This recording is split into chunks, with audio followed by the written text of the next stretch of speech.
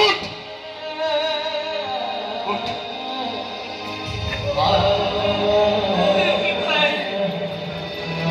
काय केलं काय केलं खोलू ना बाई मोको पाडून रेखा टाकू का मोका मोको पाडून ओंका मोका रेखा टाकू नाही की काय की तो पाडून छोडी दे काय के बेटे खोलू काय के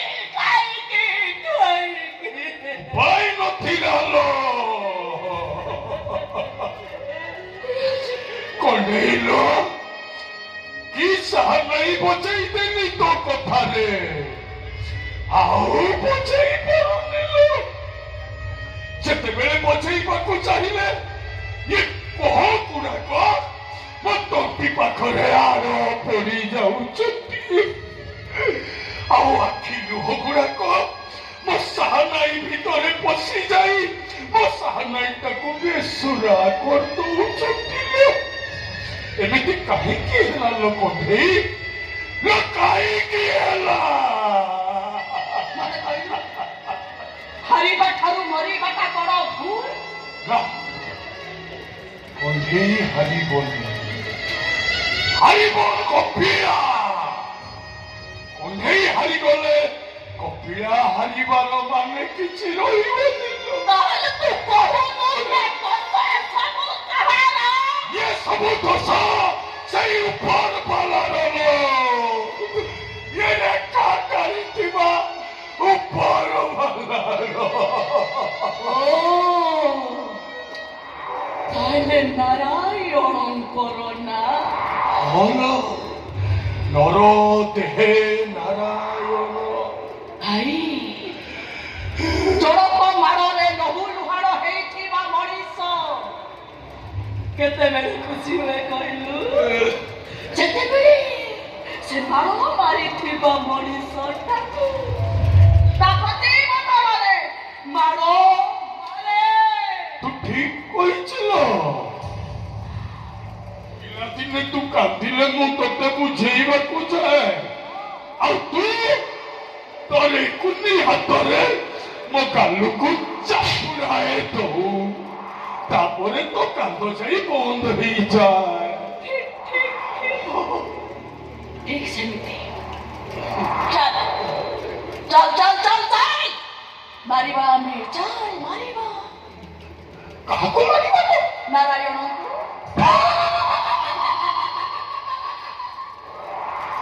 बेटार को पहुंची बेसे परा सुनो देही नहीं भाई मुनि ऋषि माने कही जति सिए सबुठी अछंती आकाश रे पहाड़ रे पानी रे दिया रे औ पवन रे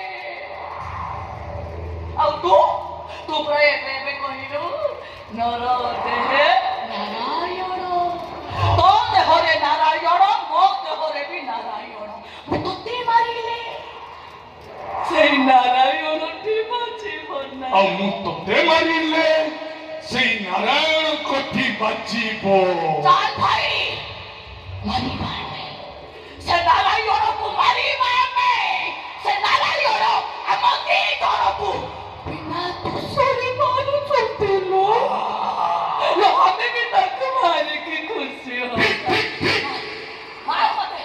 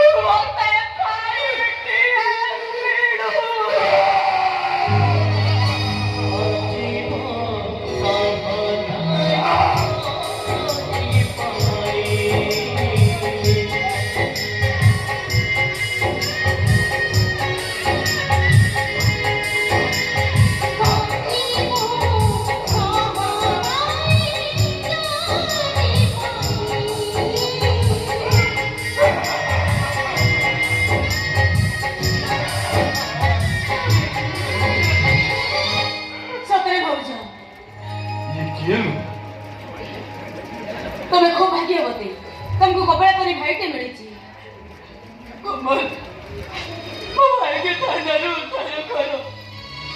ତାର କିଛି ଦୋଷ ନାହିଁ, ସମସ୍ତେ ମିଳିମିଶି ମୋ ଆଳୁଆ ଗୁଣ୍ଡା ଭାଇଟାକୁ ଫସେଇ ଦେଇଛନ୍ତି। ଉଦ୍ଧାର କର। ତମେ ବ୍ୟସ୍ତ ହେଲେ କହୁଛ ତୋ ଭାଇକୁ ଥାନାରୁ ଉଦ୍ଧାର କରି ତା ନିର୍ଦ୍ଦୋଷ ପ୍ରମାଣ କରିବା ଦାୟିତ୍ୱ ହେଉଛି ମୋର। କଣ ଲୋ ଏ କିଏ ତୁ ଜାଣିନୁ? କିଏ? ନଣନ୍ଦ ପରାଗ। ତୋ ନଣନ୍ଦ? ଓହୋ ଏ ଜଣେ ଓକିଲ। ଓକିଲ? ଆଜ୍ଞା ଜୁହାର। ଓକିଲ ହିସାବରେ ଆଗରୁ ନାଁ ଅଛି। ଥାଉ ଭାଉଜ, ମୋ ବିଷୟରେ ଆଉ କିଛି କୁହନି। ତ ମୋ ଭାଇ ଯଦି ଭାଉଜ ତମେ ଟିକେ ବାହାରକୁ ଯାଅ, ତାଙ୍କ ସହିତ ଏକୁଟିଆ କଥା ହେବାକୁ ଚାହେଁ।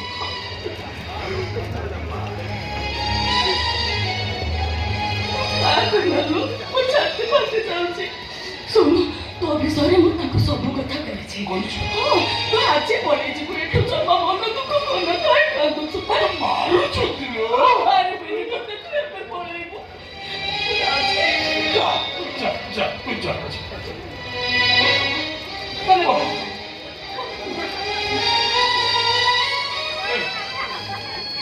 ଆଚ୍ଛା କପିଳା, ଆଜ୍ଞା ମତେ ସତ କହିଲ ପ୍ରକୃତ ଘଟଣା କଣ ହେଇଥିଲା? ଆଜ୍ଞା ମୁଁ କାହାକୁ କିଛି କହିବାକୁ ଚାହୁଁନି। ମତେ ମାରଦିଅନ୍ତୁ। ଏ କପିଳା ମରିଗଲେ ସବୁ ସମସ୍ୟାର ସମାଧାନ ହେଇଯିବ। ଦେଖ ତମେ ସତ ନ କଲେ ମୁଁ କେସ୍ ଲଢ଼େଇବି କେମିତି? ମୋ ପାଇଁ ଲଢ଼ିବା ଦରକାର ନାହିଁ। ଯୋଉମାନେ ମତେ ମାରିଦେବାକୁ ଚାହୁଁଛନ୍ତି ସେଇମାନଙ୍କ ସପକ୍ଷରେ କେସ୍ ଲଢ଼ନ୍ତୁ। ଆପଣଙ୍କୁ ପୁଳାଏ ମିଳିଯିବ। ମୁଁ ଟଙ୍କା ପାଇଁ କେସ୍ ଲଢ଼େଇବି। ମତେ ସତ କୁହ, ପ୍ରକୃତ ଘଟଣା କଣ ହେଇଥିଲା? ମୁଁ କାହାକୁ କିଛି କହିପାରିବିନି। ଯାଅ। ତମକୁ ତ ଭଉଣୀ କଣ୍ଢେଇଲା ନା?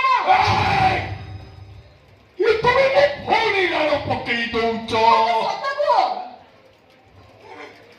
ତେବେ ଶୁଣ, ତମରି ଛାତ ଉପରେ ବାଜିବ